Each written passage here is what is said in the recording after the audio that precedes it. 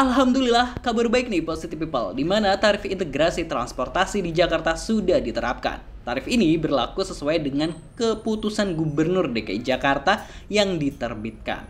Aksannya selansir dari Detik.com, Gubernur DKI Jakarta Anies Baswedan menerbitkan keputusan Gubernur atau Kepgub yang mengatur besaran tarif layanan integrasi transportasi MRT Jakarta, LRT Jakarta, dan Transjakarta.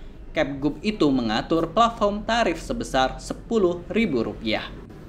Besaran tarif tersebut tertuang dalam Kepgub nomor 733 tahun 2022 tentang besaran paket tarif layanan angkutan umum massal. Kepgub itu ditandatangani oleh Anies Baswedan pada 8 Agustus 2022.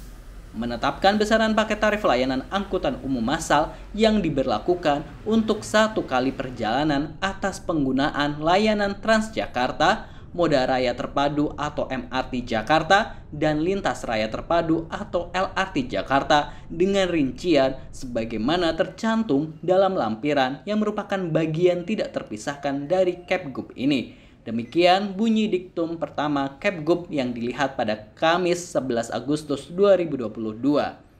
Dalam lampiran diatur paket tarif layanan angkutan umum massal berlaku terhadap perjalanan menggunakan minimal 2 layanan di antara moda transportasi MRT Jakarta, LRT Jakarta, dan Transjakarta. Sedangkan paket tarif layanan angkutan umum massal adalah tarif kombinasi yang terdiri dari tarif berdasarkan jarak dan waktu yang dihitung dengan rincian sebagai berikut.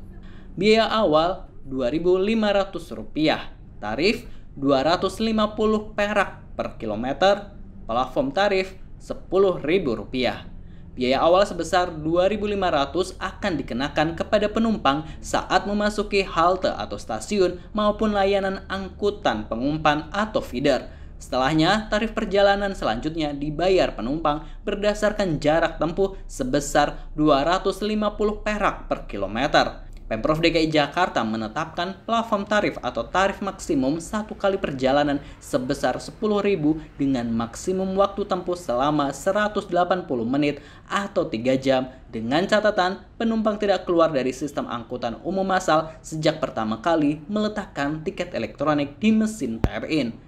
Apabila suatu kali perjalanan penumpang menghabiskan waktu tempuh melebihi dari 180 menit atau 3 jam, maka selain dari jumlah maksimum tarif sebagaimana dimaksud di atas, akan dihitung paket tarif perjalanan berikutnya. Demikian bunyi lampiran Kepgub tersebut.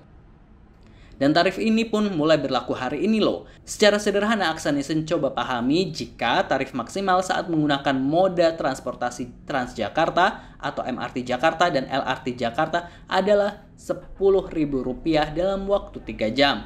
Misal kita naik Transjakarta dari halte A ke halte C, bayar di awal Rp2.500. Lalu kita transit menggunakan MRT Jakarta atau LRT Jakarta, maka kita akan membayar Rp250 per kilometernya. Selama 3 jam kita masih keluar masuk Transjakarta atau MRT Jakarta atau LRT Jakarta, maka kita akan dikenakan biaya cuma Rp10.000 maksimal.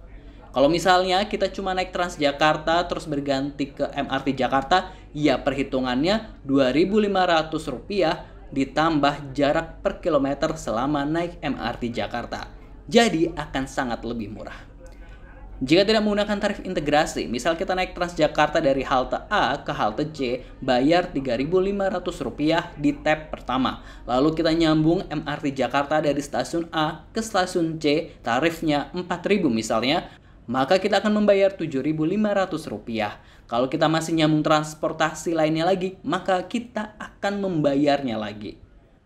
Nah, tarif integrasi ini masih berlaku dengan menggunakan aplikasi Jaklingko ya. Jadi belum dipakai di kartu-kartu pembayaran. Itu yang Aksanison tahu untuk saat ini. Dan berlaku di transportasi yang berada di bawah naungan Pemprov DKI Jakarta, yaitu BUMD, seperti Transjakarta, MRT Jakarta, dan LRT Jakarta. Sedangkan angkot mikrotrans memang gratis. KRL dan transportasi lain sebagainya belum terintegrasi nih tarifnya. Kedepannya tentu masih akan ada pengembangan lagi. Mudah-mudahan pemilik kartu Jaklingko juga bisa menikmatinya segera. Sekian informasi dari Aksanation. Jangan lupa subscribe. Mari terus viralkan kebaikan, karena dunia harus tahu baiknya kota kita. Wassalamualaikum.